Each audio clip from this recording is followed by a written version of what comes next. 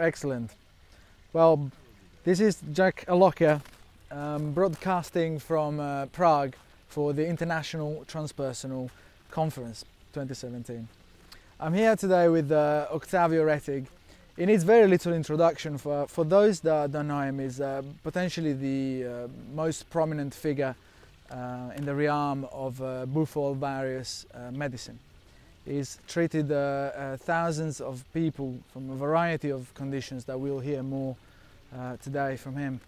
And he's come here to Prague to continue his advocacy work on this very important animal-based entheogen.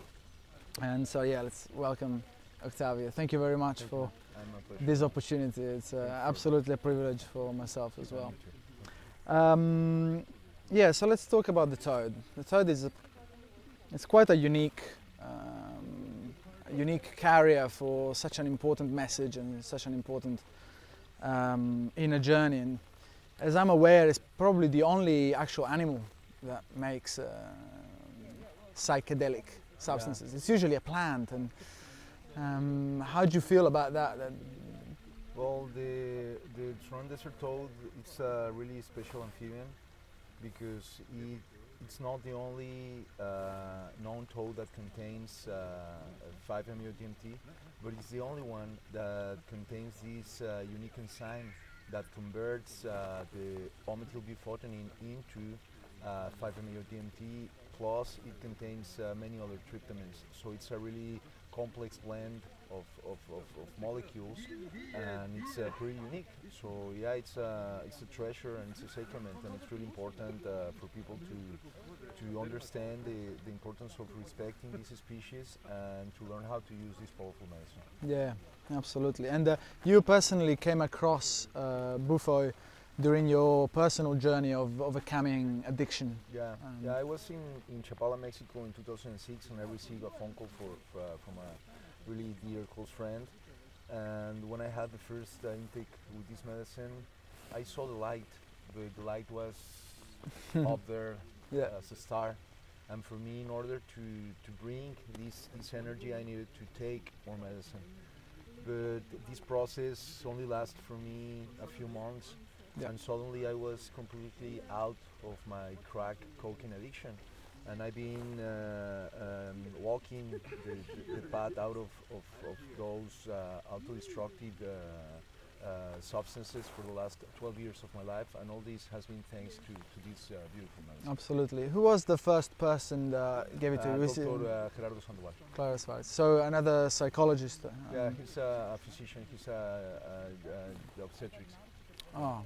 And even back then, it was a practitioner for toad, or was he doing it normally? We were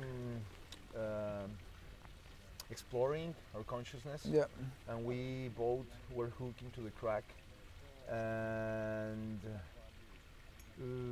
he tried the medicine for the first time in Oaxaca, Mexico, and he called me to share that experience with me.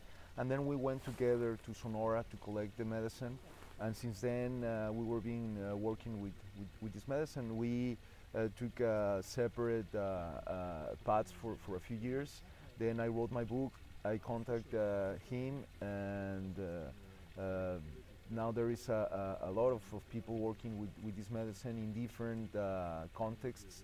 And for me it's important the ritualistic approach with the medicine, because it's a way to connect the land, the people and the traditions with the medicine, and to make a more protected experience. Absolutely. Not only ingesting something, but also having a way to doing it. Oh, and I've seen that the implementation of the sacred Seri chants add a powerful tool to the intake of the medicine, and has been the way for me to travel all over the planet and share the medicine with so many people, and to extend that invitation for people to come and visit the Seri tribe and to have the medicine there in the land of the desert with the people that live there, protecting that area and having this wonderful rebirth. Beautiful.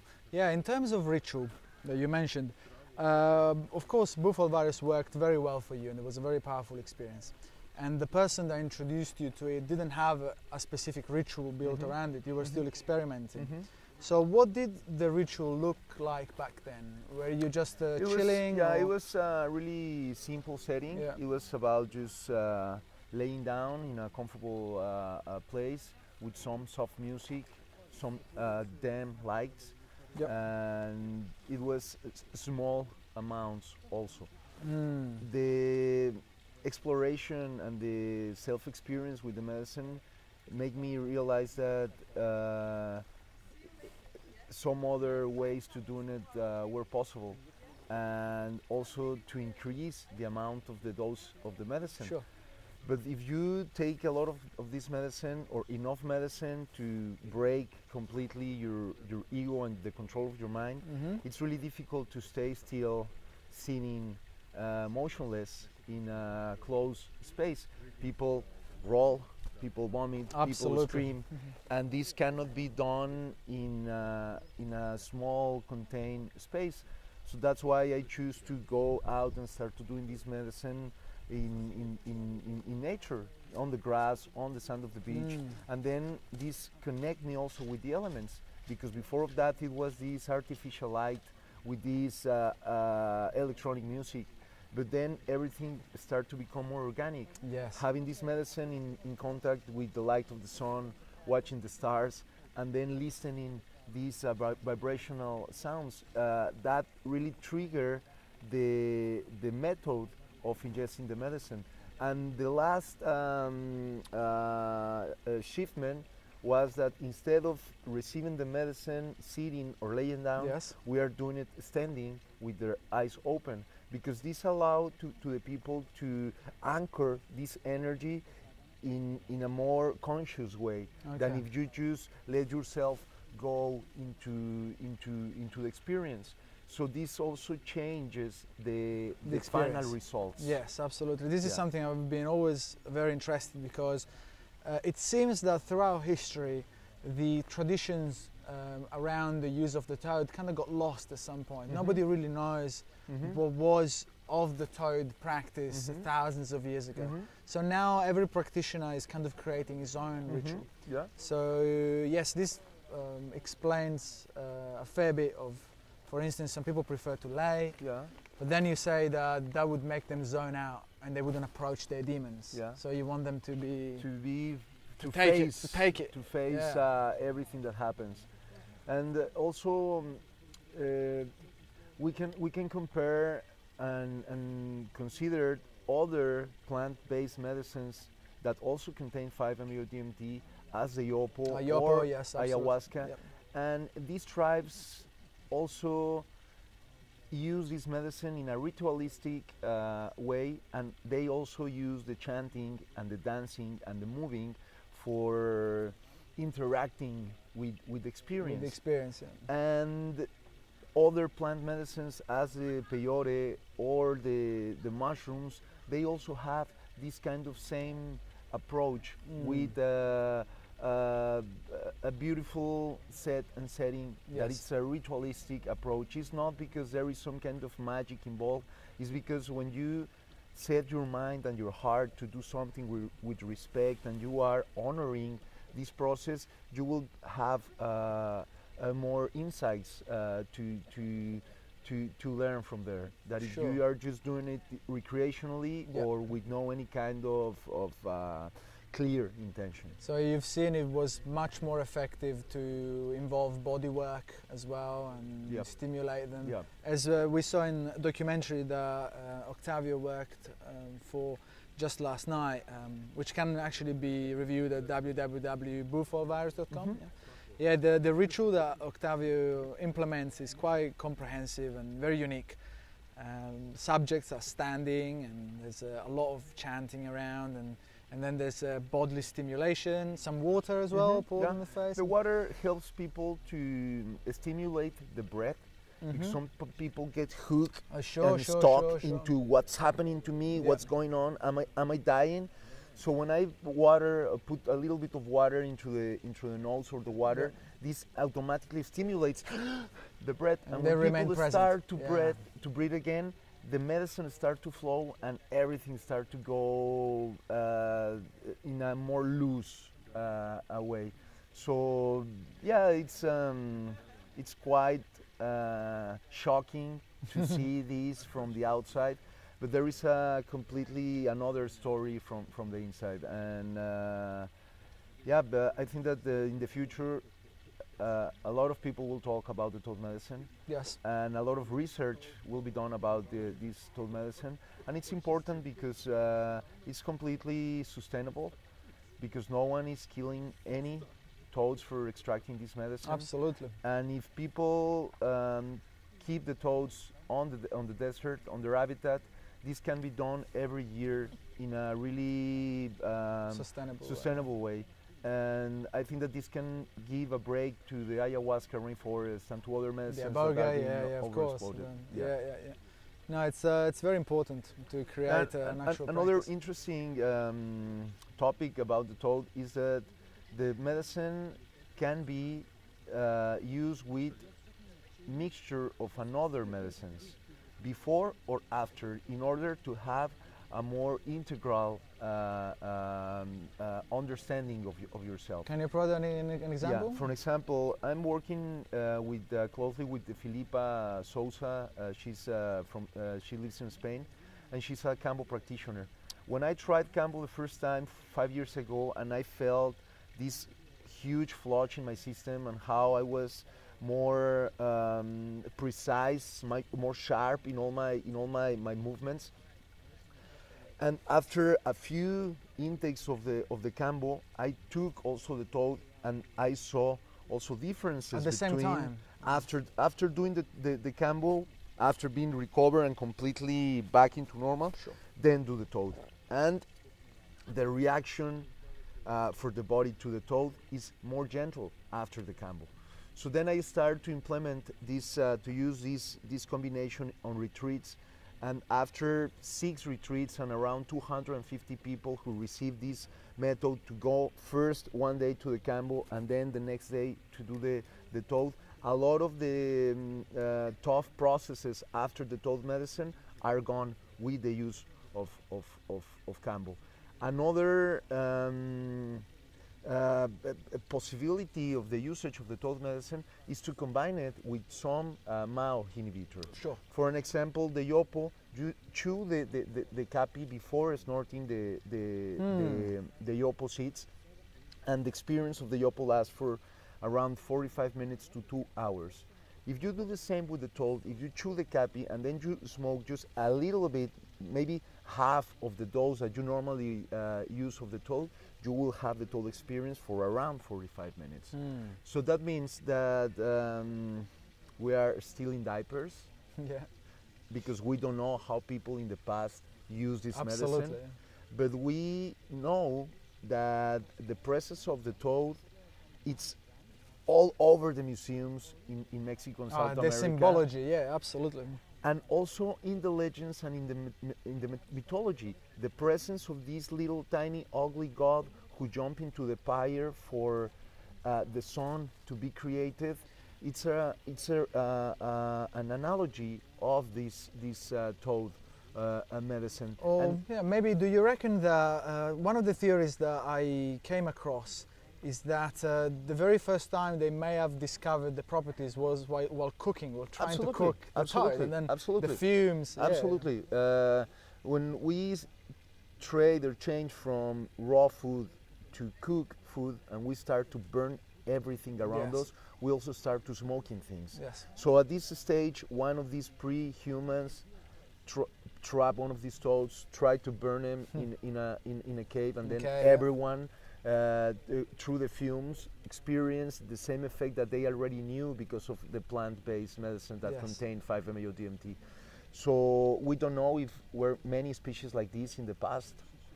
We know that the world has changed, and the climate has changed, and we know that now we have these Sonoran desert toad species, and we know that this toad has suffered no any transformation in maybe millions of years. And we also know that humans, we appear in this planet just a few hundreds of thousands of years ago. For me, there is a clear relationship and strong relationship between this state induced by this medicine, the concept of unification with the infinite love, Yes. and the possibility that everyone in this planet can experience these same concepts in order to understand it and then to experience life in the same way. On those lines, why do you think the toad makes the venom? We must ask God for that.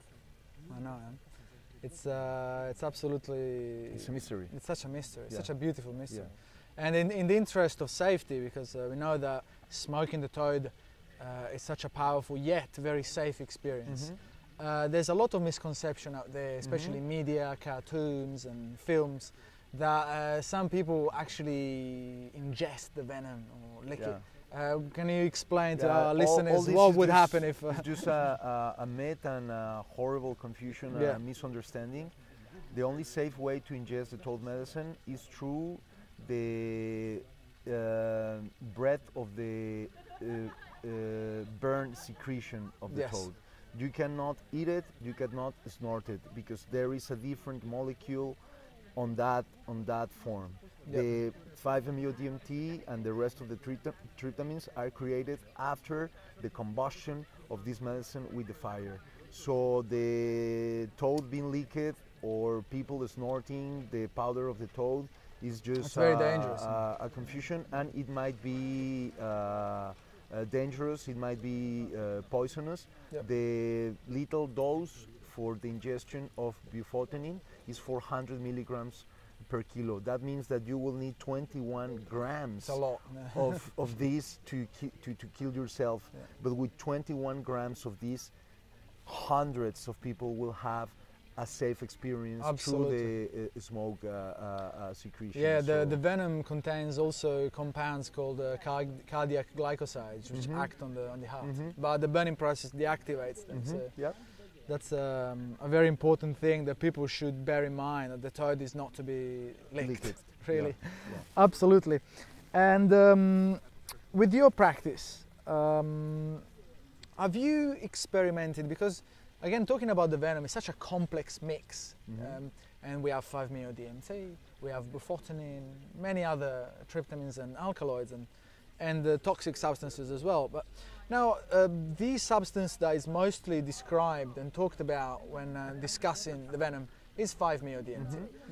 So I was wondering what your personal opinion is, if in specific practice, with the specific methods or specific conditions, pure 5-MeO-DMT could generalize for the venom, meaning could it work just as well, or it's critical to have the whole venom? It's different. The thing is that in my experience, I tried a few times extracts from plants of 5-MeO-DMT and also the synthetic 5-MeO-DMT, and the experience, it's beautiful. It's a beautiful experience, but it's not the same as the toad medicine. It's not only the experience itself, but also the after process. With the toad medicine, I felt this ability to reconnect with that same state naturally, easy, and that didn't happen with the synthetic form. Yeah, what did you experience that you think has less medicinal value of pure 5-MeO-DMT? I think that with the 5-MeO-DMT you will have the experience of activating the receptors that you have in your system for the 5-MeO-DMT, but with the toad medicine you will have a more complex experience that we don't understand fully yet, because some of these components of this medicine were identified a few years ago, but none has done a proper research trying to understand the properties of these molecules and how they work when they are put together at the same time in the body, because it's also different toads, different concentrations. Absolutely. Different edges of the toad, different genders of the toads, different concentrations.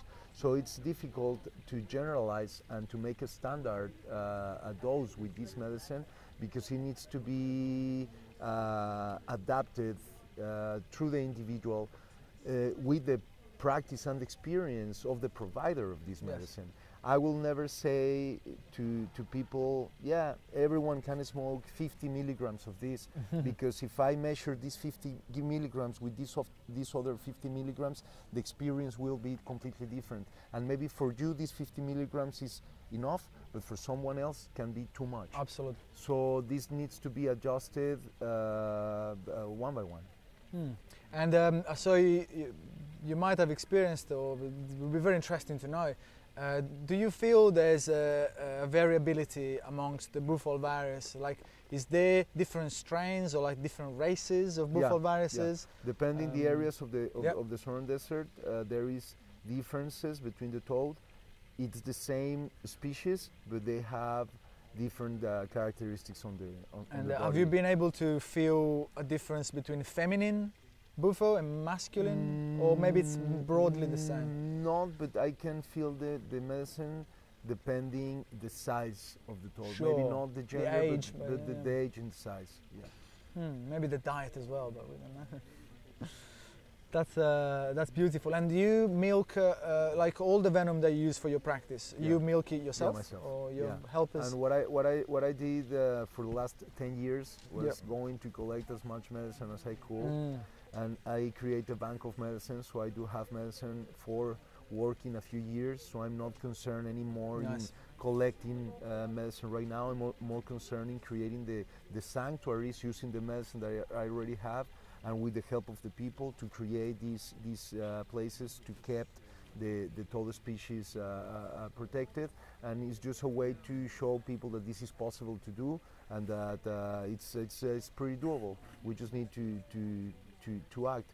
Other thing that I did one time was to make a powder of these different toads in order to create a more standard dose, but the experience was different than with the flakes of just one or two toads. So I went back into using just the flakes. So for me, it's really it's easy. It's really practical. Excellent. And now you travel the world delivering the medicine to as many people as possible, and that is very, very interesting and very unique, considering that this kind of medicine have very disputed legality in many countries. You have a license from the UN? Yeah, well, I have the permission of the Council of Elders of the Native Community to use their sacred chants. And I'm working as a member of the Active Reserve from United Nations of Venezuela, conducting an international work with the Cambo, the Toad Medicine, and the Yopo. And I'm a part of a team of Taitas and medicine men, indigenous medicine men. I'm like the exception of the rule because I'm not indigenous, but I gave back this medicine to the indigenous people, and I am a physician, so with my credentials as a doctor and the permission of the Seri tribe and the support of United Nations of Venezuela, I'm traveling all over the planet with some letters that explain the nature of my work, and why I'm carrying these medicines, and that mainly I'm treating crystal meth addicts or synthetic drug addictions with a high rate of success. And this is a pioneer work. It's something that no one has done before, so it's not easy to be in the tip of the arrow, because you are not following anyone else's steps, and it's difficult. It's pioneering, yeah. But at the same time, I'm using all the protocols that already exist in the use of other medicines, and I'm trying to create a culture about this medicine, and it's happening. So I'm really happy to be here in Prague in this transpersonal conference, and to see the movie be presented yesterday. I think that it's a great achievement for the medicine and for the work that I've been doing also for myself. Absolutely. Is there any countries out there that just say no? and they just don't want. 5-MeO DMT was scheduled as illegal in late 2012. First United States, then another 7 countries around the world followed the same guideline. As usual, it's United States, England, UK, Australia, North Ireland, Switzerland, Germany, France, New Zealand, and Denmark. I think that those are the countries that 5-MeO DMT is illegal, not because of the toad medicine, it's because of the synthetic 5-MeO DMT, and because our governments are trying to protect people of being poisoned and intoxicated, but at the same time, these same laws are being an obstacle for a lot of people to have access to these medicines. 100%. Because just like the psychedelic movement all over the planet is showing now with results, scientific results, that psilocybin can be used for treating post-traumatic disorder or depression, or can be used in terminal illnesses to give people the opportunity to transcend with more dignity. And I think that the toad medicine has the potential to be used as a therapeutic tool, not only for some kind of